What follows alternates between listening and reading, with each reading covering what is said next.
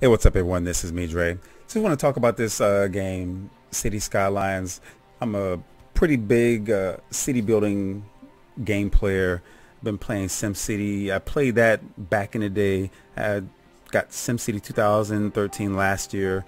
Got my inspiration from a YouTuber named Strictoaster by far, because there are many YouTubers out there, gamers that are city builders, but Strictoaster has to be the most meticulous of all the builders that I've seen. He's a real life designer, and his attention to detail with his cities is absolutely phenomenal. Makes me want to just do a Tron like pixelization of myself and go live in one of his cities. I mean, absolutely amazing how he does that.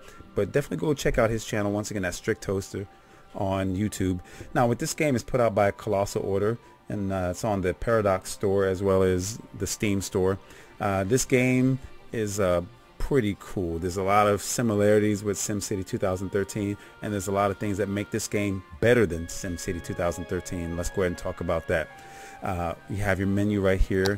You have your tools where you can create your own map. The asset editor allows you to create your own buildings. You can load those into the game. You have your content manager, which is going to have the preloaded maps, any save games that you have, assets. And with the save games and assets, there are some that are on the Steam Workshop, mods by other creators that you can implement into your own game. This game comes with mods, unlike SimCity 2013. Max is warmed up to the idea of having mods. You can have those, but with this game right here, it comes with 3 to begin with. It's going to have the hard mode, unlimited money, and unlock all. And then there's a couple that you see here that I downloaded. And then you can go to the Steam Workshop by clicking on this, and it's going to open up the overlay so that you can look at some of the mods and get information about what's available. So go ahead and close that out. You have your options. This is a PC game right now, and here's some of the options for your graphics, audio, gameplay. Go ahead and create a Paradox account, and you get a specialized building from them. Credits for the game developers. And then let's go ahead and get into this. You have your news feed here from Paradox, and then you have some of the recent mods that have been added with the Steam Workshop community. So let's go ahead and start a new game. Now with this, you have your different maps that you can choose from, and there's also, once again, maps that have been uploaded onto the Steam Workshop that you can download and play. I know there's one for like Grand Theft Auto that you can load up. Not a lot that you can do with that, but it's a very intricate map. With these maps, it tells you the types of natural resources that are available with the map. So you have oil, ore, farming, forestry. Also tells you the amount of water in each map, and then it tells you the type of connections for your highways, trains, shipping lanes, as well as your airports. And then it tells you the percentage of buildable land. So as you're looking at each one of these, each map is different as far as water, as well as how much land you have to build on. This game, unlike SimCity 2013, you have a lot of land, and there's a mod out there where you can unlock 25 tiles. So the overall area that you get to build on, it's continuous, unlike SimCity where you have to click on one of the adjacent cities and start from scratch building a city. With this one, you can make one continuous city or have more rural areas in between and lead into metropolises, so to say. That's the best thing about that. Without the mods, you get up to 9 tiles that you can work on, but with the mod you can have a total of 25, so you have a really huge map. And that's very similar to another game but put out by Colossal Order or Paradox, which is Cities XL at XXL, where you can make these really huge cities. So that's pretty cool. For those that live over in Europe, you have left-handed traffic, so you can have your flow of traffic. And here in America, we say that you guys drive the wrong direction. I'm pretty sure over there you guys say that we drive the wrong direction. Doesn't matter, but this will accommodate those who live here in the United States as well as across the pond over in Europe. Okay, so let's go ahead and start with the city. Now I'm going to go with Blackwoods. Now it comes with a default name, but you can go ahead and set your own name. So I'm going to name mine Lexington Park. It's a small town in southern Maryland where I was born and raised, about 60 miles south of Washington, D.C. So right now I live in Texas. Let's go ahead and get this started. And of course, as it's loading up, it gives you some hints. You have Chirpy's little Twitter-like client, And we'll talk about him because he can be pretty annoying. As you progress through the game, you have your different achievement levels, and you'll get the little celebration screen right here. Since I have the mod for all the unlocks, this is what I get. And then of course right here, this allows you to see that you can purchase new areas on the game. You have your start screen where your help menu here tells you a little bit about getting started, kind of move you along, and here's the button. You have your meter right here for your milestones. So as you're progressing, you start off with a little bitty town. Your first achievement is for a small hamlet, and then it tells you by progressing, these are the certain things that you get. Since I've already got it unlocked, you don't have to worry about that. Here, this is where you can buy the different areas. So right now you start off right here, and then you can just build on. And as you're considering what to build, it tells you what resources are available, the connections that are available, and how much it costs. The better the resources and connections, the more you're going to spend. Right now I'm not going to purchase anything. Here's Chirpy right here, this little annoying fuck. Once again, periodically throughout the game, there's automated Twitter messages that appear. And as you progress and do certain things, you'll get this. Initially, you'll think that it's someone live actually messaging you, but that's not the case. They're all automated. And you do have a mod that can turn that off. I actually have that downloaded.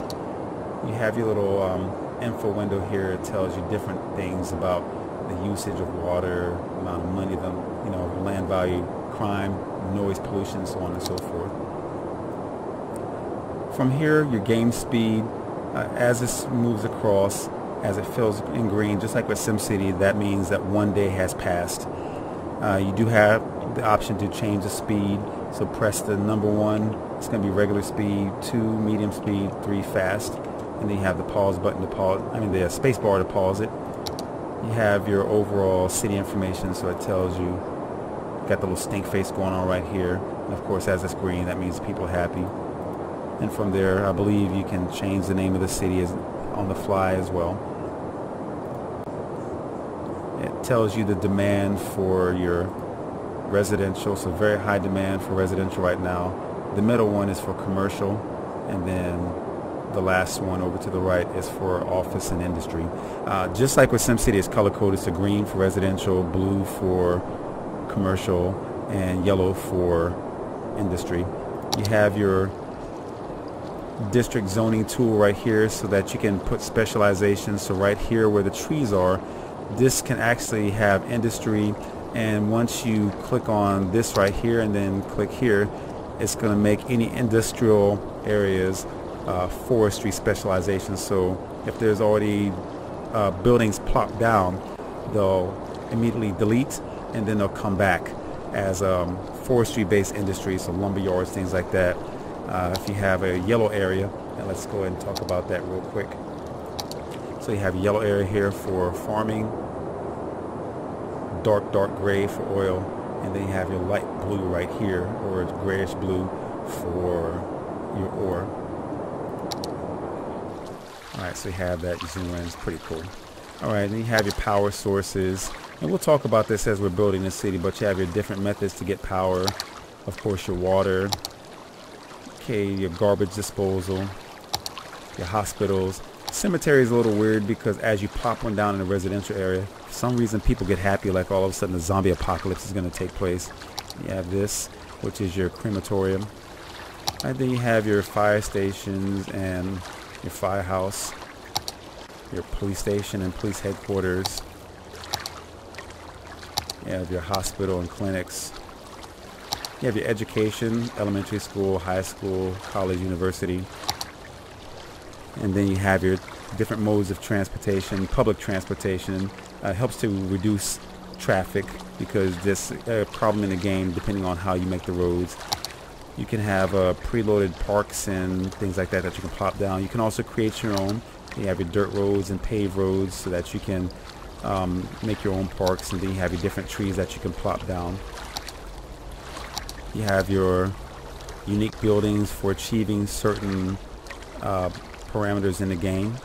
You have different levels, so you have a total of 6, and then you have your monument for reaching the metropolis.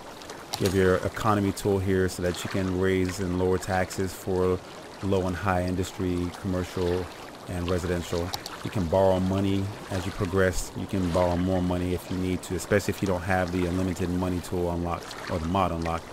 And then you have your different city policies that you can set not only with residential but as well as commercial and industrial. So if you want to increase awareness of power consumption, it makes people keenly aware, reduces the power consumption, same with water, so on and so forth. And we'll talk about that as we're building cities. Let me go back here because I have it set. So we're going to go ahead and remove this district. You have your delete tool, letter B, just like in SimCity. And with this one, unlike SimCity where you have a straight roadway or a grouping of roads, that especially one line of road that you've created, you're not able to hold the shift and delete it all in one fell swoop. You have to click it one at a time to delete it, or you just press down the left key and delete it as you go along. Just like that. Alright. So once again, this is just a quick video, and also I have the mod because throughout the game, if places aren't happy, they'll abandon the building, especially if there's not enough worker or not enough resources for the stores and industry or the homes. Also, if a building burns down and the fire station is not able to get there in time, you have just a burning, charring mass of buildings, so it'll automatically delete. That way you don't have to seek it out and do it yourself. You have your money meter right here, so your bank balance, of course, green is good, red is bad. You have your population growth, so you'll see that fluctuate as the city grows. You have your road tool here, and we'll talk about that as we start building cities. But this is just a quick video that I wanted to create just to let people know what is in store if you do decide to get this game. I'm really enjoying this game. Once again, this helps me to appease my God complex because I have my underlings waiting hand and foot for me to do the next best thing to either make them happy or piss them off. Anyway, if you like this video, hope that you like, subscribe, and share. Peace.